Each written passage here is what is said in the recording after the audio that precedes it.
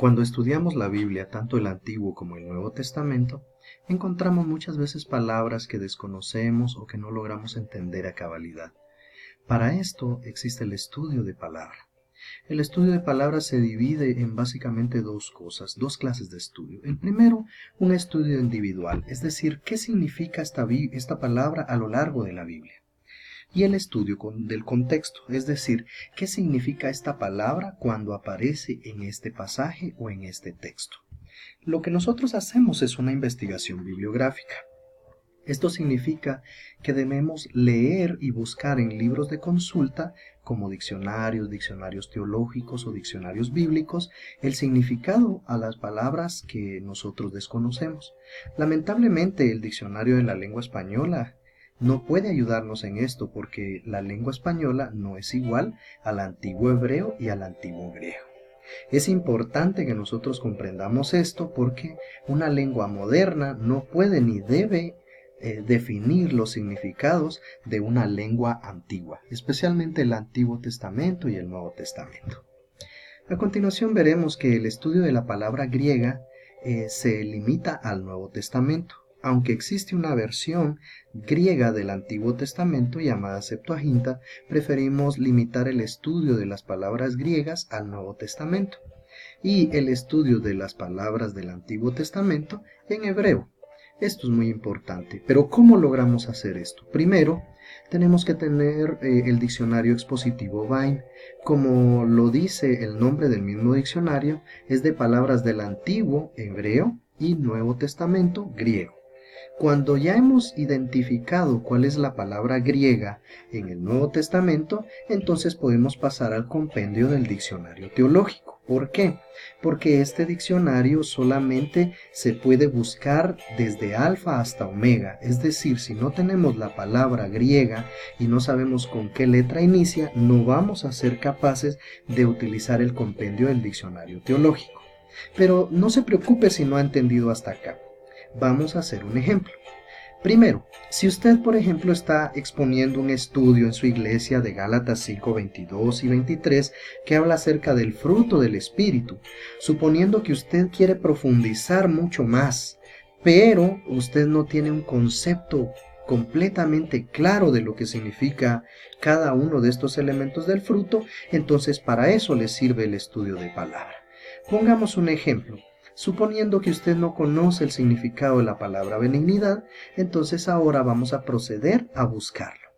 Primero, usted tiene que ir a su diccionario expositivo Vine. Lo que usted va a hacer es que usted va a identificar que este es un pasaje del Nuevo Testamento. Gálatas 5:22 está en el Nuevo Testamento y por lo tanto estamos hablando de una palabra griega.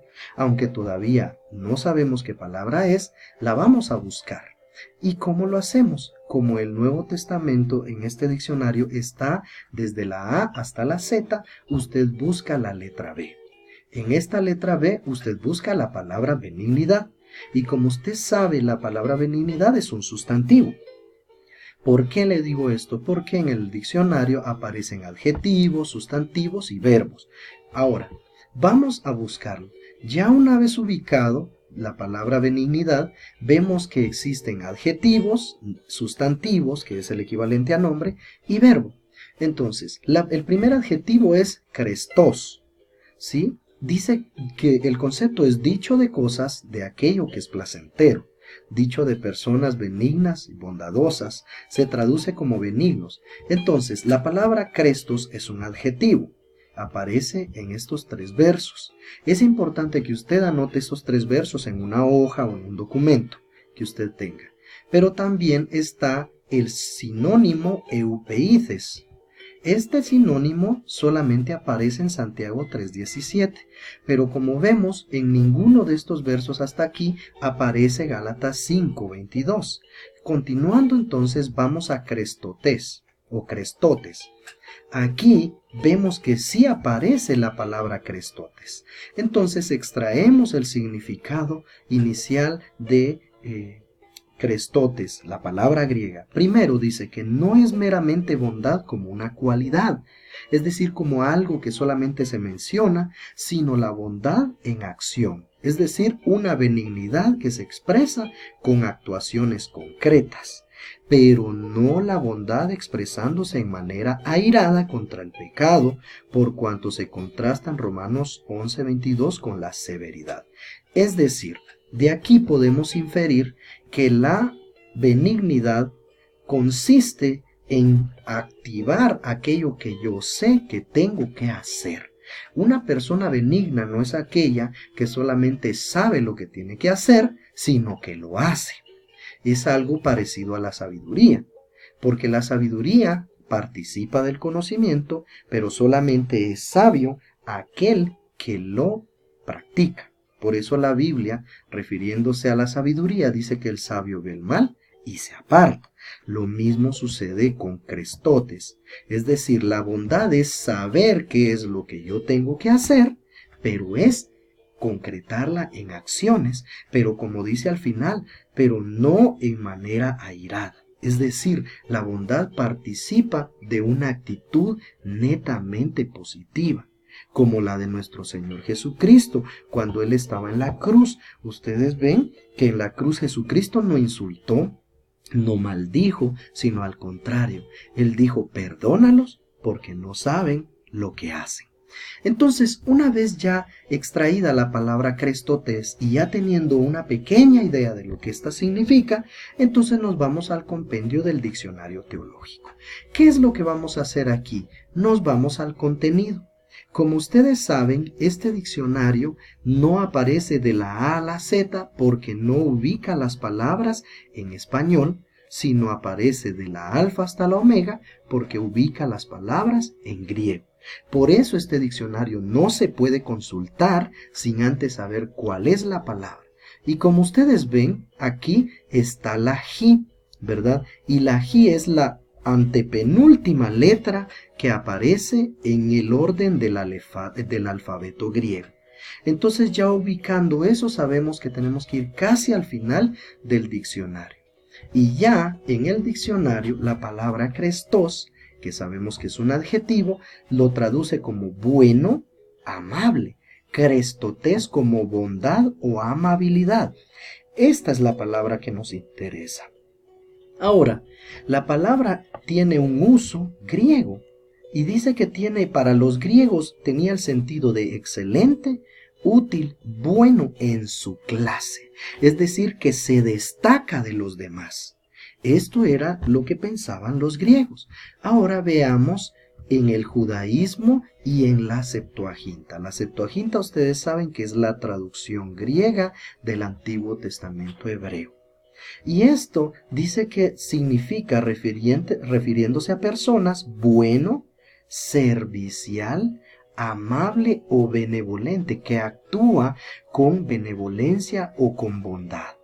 Entonces, ya teniendo el concepto de Crestos, que es un adjetivo, ahora veamos cuál es el significado en el Nuevo Testamento. En el Nuevo Testamento vemos que aparece en Lucas, aparece también en Romanos, aparece de igual forma en Primera de Pedro. Entonces, en Efesios también aparece, pero vemos que este es el adjetivo.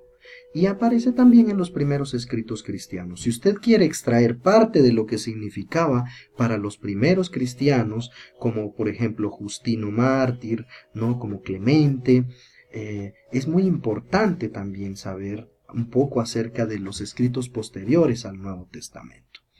Ahora sí, la palabra Crestotes en el Nuevo Testamento. Aquí es donde es muy importante que ustedes se enfoquen y ustedes extraigan la esencia de lo que dice el diccionario en esta sección. ¿Por qué? Porque Crestotes nos interesa qué es lo que dice tanto en el Nuevo Testamento, tanto en las cartas de Pablo en Romanos, como en Efesios, como en otras cartas. Después de esto, ahora vemos también que había en el griego secular había un concepto acerca de esto. En el judaísmo y en la Septuaginta también tenía un concepto definido acerca de Crestotes o la benignidad. Al extraer ustedes ese significado, entonces ustedes tienen que recordar esto. Lo que a continuación viene, que es el bosquejo, este mismo bosquejo pueden ustedes usar para presentar su tarea. Por ejemplo, leer varias versiones. Ustedes eligen las tres y ustedes pueden citar o escribir las tres versiones en esta sección. Después, observar la palabra. ¿Qué significa observar la palabra? Ver la palabra cómo se presenta en las tres versiones, si la presentan de la misma manera o no. Por ejemplo, la palabra felicidad gozo en otras versiones la traducen como felicidad. Buscar la palabra griega, que es lo que ya hicimos en el diccionario de Vine y en el diccionario de Kittel. Y si ustedes tienen algún otro diccionario, pueden también consultarlo sobre esta palabra en concreto. También registren los significados. Ustedes vieron que a lo largo de las citas que vimos en los libros, ustedes tienen que citar esos versos. También hay que enlistar los significados de cada uno de la palabra en esos versos y finalmente los usos que se le daba. Y al final bosquejar el significado, es decir, a manera de conclusión, decir en pocas palabras a qué conclusión llegan sobre el significado de esta palabra que en este caso fue Crestotes.